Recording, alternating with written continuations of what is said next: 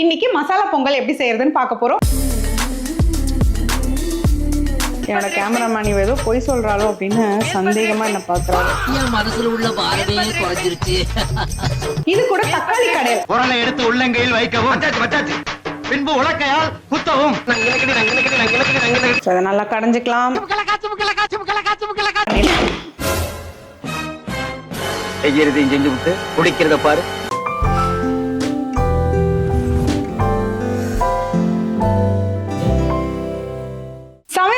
Subscribers எல்லாருக்கும் வணக்கம். எல்லாரும் எப்படி இருக்கீங்க? வெயில் எப்படி கொளுத்துதுன்னு சொல்லுங்க. எந்த தொகுதியில இருந்து இந்த வீடியோ பார்த்துட்டு இருக்கீங்கன்னு சொல்லுங்க. எலெக்ஷன் டைம் இல்லையா, அதனால தொகுதின்னு வந்துட்டு இருக்கு. எந்த ஏரியால இருந்து இந்த வீடியோ பார்த்துட்டு இருக்கீங்கன்னு சொல்லுங்க. வெளியில அக்னி வெயில் ஓவரா இருக்குன்னு உள்ள வந்த நீ ரொம்ப பேசுற. இன்னைக்கு ரொம்ப இன்ட்ரெஸ்டிங்கான ரெசிபியோட தான் வந்திருக்கேன். நம்ம மிளகு பொங்கல், கருவேப்பிலை பொங்கல், மல்லி பொங்கல், தக்காளி பொங்கல் இது எல்லாத்தையும் செஞ்சு சாப்பிட்டாச்சு. இன்னைக்கு மசாலா பொங்கல் எப்படி செய்யறதுன்னு பார்க்க போறோம். இது கூட தக்காளி கடையல், அதுதாங்க ரொம்ப இன்ட்ரெஸ்டிங்கான ரெசிபி. அதை நீங்க எது கூட வேணாலும் வச்சு சாப்பிடலாம். அண்ட் இந்த ரெசிபியோட ரொம்ப அட்டகாசமா இருக்கும். எப்படி பண்றதுன்னு பார்க்கலாமா? இதுக்கு நான் 1 டம்ளர் பச்சரிசி எடுத்திருக்கேன். அதுக்கு 1/4 கப் பாசிப்பருப்பு எடுத்திருக்கேன். ஜென்ரலாவே பொங்கலுக்கு நான் 1/4 கப் தான் எடுப்பேங்க. சில பேர் 1/2 கப் போடுறீங்க. அதனாலதான் உங்க பொங்கல் வந்து பொல பொலன்னு இல்லாம கெட்டியாயிடுது. அண்ட் 1 கப்னா என்ன அளவுக்கான நிறைய பேர் கேட்டுட்டு இருக்கீங்க. நீங்க எந்த டம்ளர் வேணாலும் எடுத்துக்கலாம், எந்த கப் வேணாலும் எடுத்துக்கலாம். பட் பேசிக்லி 1 கப்னா 250 கிராம் அளவுங்க. சோ 1 கப் பச்சரிசிக்கு நான் 1/4 கப் பாசி பருப்பை கழுவி ஒரு 20 நிமிஷம் ஊற வைக்க போறேன்.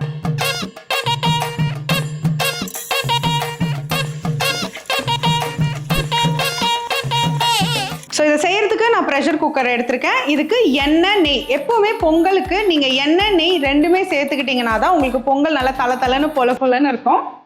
ஸோ ஃபர்ஸ்ட் நான் 4 டேபிள் ஸ்பூன் எண்ணெய் எடுத்துக்கோங்க.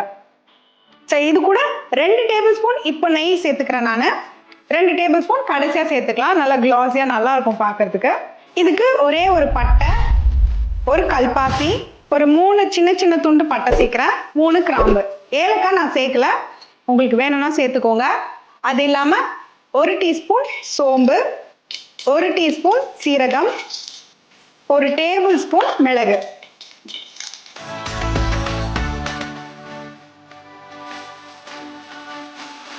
ஸோ மிளகு பார்த்தீங்கன்னா இந்த மாதிரி வெடிக்கணும்.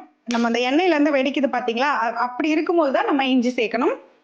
ஒரு விரல் சைஸ் இஞ்சி நான் எடுத்திருக்கேன். ஒரு சின்ன விரல் சைஸ் இஞ்சி நல்லா தூளா கட் பண்ணி சேர்த்துக்கோங்க. இது மசாலா பொங்கல்ன்றதுனால நம்ம பூண்டையும் சேர்த்துக்கணும். ஒரு 5 பல் பூண்டு நல்லா தூளா கட் பண்ணி சேர்த்துக்கோங்க, இல்லை இடிச்சு கூட சேர்த்துக்கலாம். இதுக்கு 2 பச்சை மிளகாய் நான் கட் பண்ணி சேர்த்துக்கிறேன். நல்லா ஸ்பைசியா வேணும்னா 4 பச்சை மிளகாய் கூட நீங்க சேர்த்துக்கலாம். நம்ம வந்து மிளகை வந்து இடிச்சு சேர்க்கல, அதனால ரொம்ப காரம்லாம் உங்களுக்கு இருக்காது. ஸோ இது கூட கருவேப்பிலையும் நம்ம சேர்த்துக்கலாம். இந்த மாதிரி பிச்சு சேர்த்துக்கலாம். 2 கொத்து கருவேப்பிலை சேர்த்துக்கிறேன். நல்லா வாசமா இருக்கு. அடுத்து இதுல ஒரு 10 இலை, எண்ணி 10 புதினா இலை நான் சேர்த்துக்கிறேன்.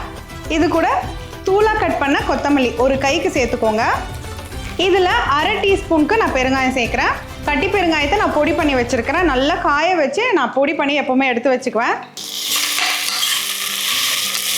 இது மாதிரி நல்லா வதக்கிக்கலாம். இப்போ இதில் ஒரு மீடியம் சைஸ் வெங்காயத்தை தூளாக கட் பண்ணி வச்சுருக்கேன், அதை சேர்த்துக்கிறேன். அதே மாதிரி ஒரு மீடியம் சைஸ் தக்காளியும் கட் பண்ணி வச்சுருக்கேன், அதையும் உள்ள சேர்த்துக்கிறேன். ரெண்டும் சேர்ந்து வதங்கினாலே ஒன்றும் பிரச்சனை இல்லை.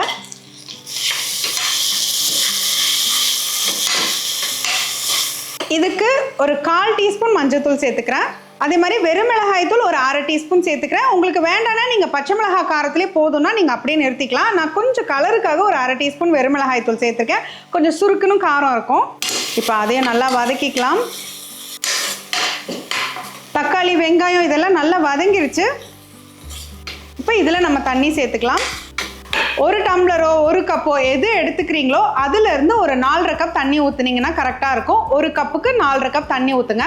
பிரியாணிக்கு தண்ணி அளவு எவ்வளோ முக்கியமோ அந்த அரிசி உதிரி உதிரியாக வர்றதுக்கு, அதே மாதிரி பொங்கல் பொல பொலன்னு வர்றதுக்கு அதுக்குமே தண்ணி அளவு ரொம்ப முக்கியம். ஸோ 1 டம்ளர் பச்சரிசிக்கு 1/4 கப் பாசி பருப்பு சேர்த்துருக்கேன். அதுக்கு 4.5லேருந்து 5 கப் தண்ணி தாராளமாக யூஸ் பண்ணிக்கலாம். நீங்கள் 1 கப்புக்கு 5 கப் தண்ணின்னு நீங்கள் வச்சுக்கோங்க.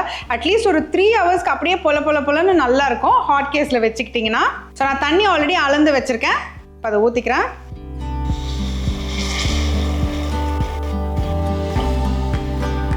இப்போ நல்லா கலந்து கொடுத்துட்டு நம்ம உப்பு சேர்த்துக்கலாம். யூஸ்வலி பார்த்தீங்கன்னா சில பேர் வந்து அரிசி பருப்பு வேக வச்சுட்டு அப்புறம் தாளிப்பு தனியாக சேர்த்துக்கிறாங்க. பட் அதை விட எனக்கு இந்த மாதிரி அந்த தாளிப்பில் தண்ணி கொதிச்சு அந்த ஃப்ளேவர்ஸ் எல்லாம் அப்சர்வ் ஆகும் இல்லையா, அதில் அரிசி போட்டிங்கன்னா இன்னும் ஃப்ளேவர் நல்லாயிருக்கும். இதுக்கு முன்னாடி நீங்கள் அந்த மாதிரி செஞ்சுட்டு இருக்கீங்கன்னா இது மாதிரி ஒரு முறை ட்ரை பண்ணி பாருங்கள். You gonna love this. இதுக்கு நான் 1 டேபிள் ஸ்பூன் கல் உப்பு சேர்த்துக்கிறேன். அப்புறம் வேணும்னா தண்ணி கொதிக்கும் போது நம்ம செக் பண்ணிவிட்டு இன்னும் கொஞ்சம் சேர்த்துக்கலாம். ஸோ பாருங்கள், தண்ணி நல்லா கொதிச்சிட்டு இருக்கு. இப்போ நம்ம அரிசி சேர்த்துடலாம். அரிசியில் தண்ணி இருந்தால் அதையும் தான் நீங்கள் அளந்துக்கணும். பட் நான் வடிகட்டிட்டேன். ஸோ 4 கப் தண்ணி தான் கரெக்டாக வச்சுருக்கேன். ஸோ அதை உள்ளே சேர்த்துக்கிறேன்.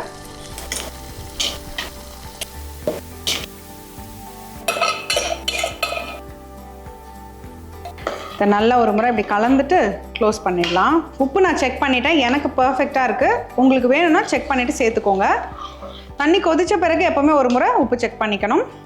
இப்போ நான் குக்கரில் வெயிட் எடுத்துட்டு அப்படியே மூடி வைக்கிறேன்.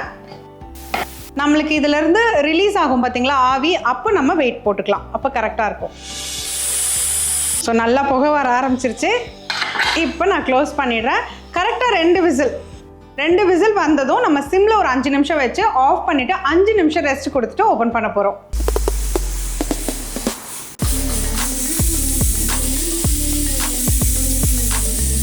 ஸோ ப்ரெஷர் ரிலீஸ் ஆகிறதுக்கு நம்ம வேறு அடுப்பில் மாற்றி வச்சுருவோம்.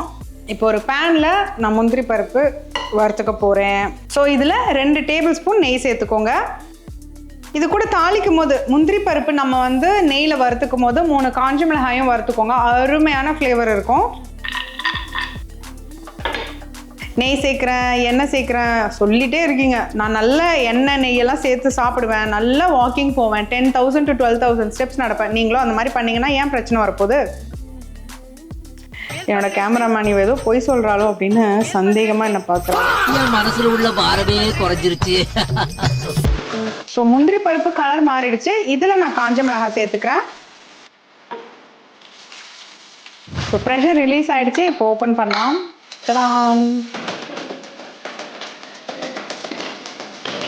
அருமையா வெந்திருக்கே. நான் சொன்ன மாதிரி அந்த காஞ்ச மிளகா, நீங்க உங்ககிட்ட வந்து எந்த காஞ்ச மிளகா இருந்தாலும் பரவாயில்ல, வாசனைக்காக தான் தாளிக்கிறோம். உடைக்கணும்னு கூட அவசியம் இல்லை. இப்போ இதை நான் அதில் சேர்த்துறேன். செம்ம வாசனையா இருக்கு. இது என்ன பொங்கல் பிரியாணியான்னு கேட்பீங்க, அப்படிலாம் இருக்காது. ஃப்ளேவர்ஸ் நல்லா இருக்கும். டேஸ்ட் பண்ணி பாருங்க. அவ்வளோதான், சூப்பராக நம்ம மசாலா பொங்கல் ரெடி ஆயிடுச்சு. ஸோ ஃபைனலி கொஞ்சம் கொத்தமல்லி மட்டும் சேர்த்துக்கிறேன். இதை அப்படியே நான் வந்து ஒரு கேசரோலில், அதாவது ஹாட் பாக்ஸில் மாற்றி வச்சிருவேன். இதுக்கு தக்காளி கடையல் அடுத்து எப்படி பண்ணுறதுன்னு பார்க்கலாம். இது என்ன பிரமாதம்? இது விட பெசலைட் ஒன்று இருக்கு. ஸோ இப்போ தக்காளி கடையல் செய்யறதுக்கு ஒரு குழிக்கரண்டி எண்ணெய். இதையும் ப்ரெஷர் குக்கரில் தான் செய்ய போகிறோம். பாத்திரத்துலையும் செஞ்சுக்கலாம். எண்ணெய் காஞ்சிருச்சு. 1 டீஸ்பூன் கடுகு, 1/2 டீஸ்பூன் சீரகம், 1/2 டீஸ்பூன் உடைச்ச உளுந்து, ஒரு கொத்து கருவேப்பிலை, இடிச்ச ஒரு 6 பல் பூண்டு, 2 மீடியம் சைஸ் வெங்காயத்தை கட் பண்ணி வச்சிருக்கேன், அதையும் உள்ள சேர்த்துக்கிறேன். 3 பெரிய தக்காளி கட் பண்ணி வச்சிருக்கேன், அதையும் உள்ள சேர்த்துக்க போறேன். நம்ம மிளகாய் தூள் எப்படியும் சேர்க்க போறோம், அதனால 2 பச்சை மிளகாய் மட்டும் தான் நான் எடுத்துக்கிறேன். உள்ள சேர்த்துக்கலாம். ஒரு 1/2 டீஸ்பூன் மஞ்சள் தூள், 2 டீஸ்பூன் காஷ்மீரி மிளகாய் தூள் கலருக்காக நான் சேர்க்குறேன், 1/2 டீஸ்பூன் பெருங்காயம், 1 டீஸ்பூன் உப்பு அதையும் சேர்த்துக்கிறேன். இப்போ இது எல்லாத்தையும் ஒரு வதக்கிடலாம். வெங்காயம் வதங்கணுமே, அப்புறம் தானே தக்காளி சேர்க்கணும் அப்படிலாம் இல்லை. இது நம்ம வந்து ஒரு வதக்கிட்டு அவிச்சு எடுத்துட போகிறோம். தாளிப்பு கூட நீங்கள் கடைசியாக சேர்த்துக்கிறதுனா சேர்த்துக்கலாம். பட் தக்காளி வந்து 2 வெங்காயத்துக்கே நீங்கள் 3 தக்காளி எடுத்துக்கணும், நல்லா பெருசாக. இல்லை 4 தக்காளி கூட எடுத்துக்கலாம். சும்மா ஒரு 2 நிமிஷம் தான் நான் வதக்க போகிறேன்.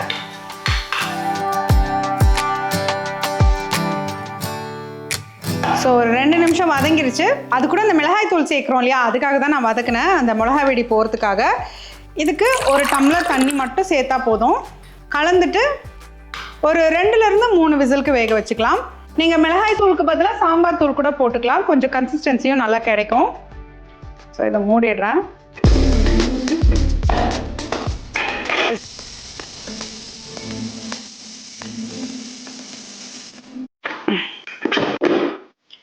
சரான் வெந்தாச்சு பாருங்க.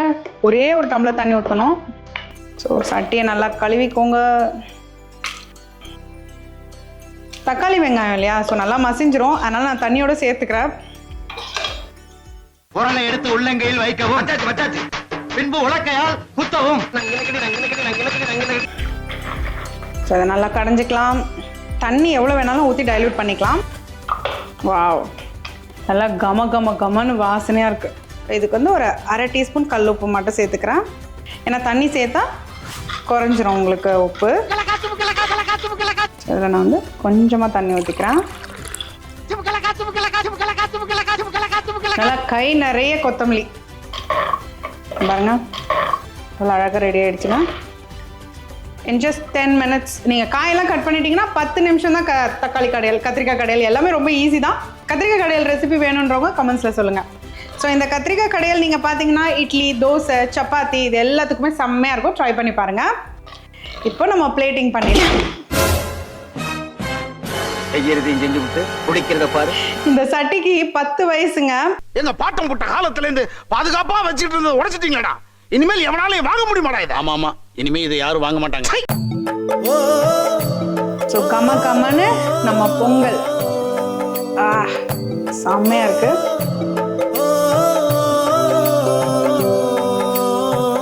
அண்டிப்பட்டி கணவா காத்து ஆள் தூக்குதே, ஐத்த பொண்ணு என்ன தாக்குதே, அடி முக்கா பொம்பளையே என்ன முழுசா நம்பலையே, நான் உச்சந்தலையில் சத்தியம் செஞ்சும் அச்சந்தீரலை. ரொம்ப டேஸ்டியா இருக்கு, கண்டிப்பா ட்ரை பண்ணி பாருங்க. முக்கியமா இந்த தக்காளி கடையிலோட ட்ரை பண்ணி பாருங்க. You gonna love it. கண்டிப்பா ட்ரை பண்ணும்போது மறக்காம ஸ்டவோடு சமைக்கும் போது கொஞ்சம் லவ்வோடு சமைச்சிங்கன்னா சுமாரா இருக்கிற சமையல் கூட சூப்பரா இருக்கும்.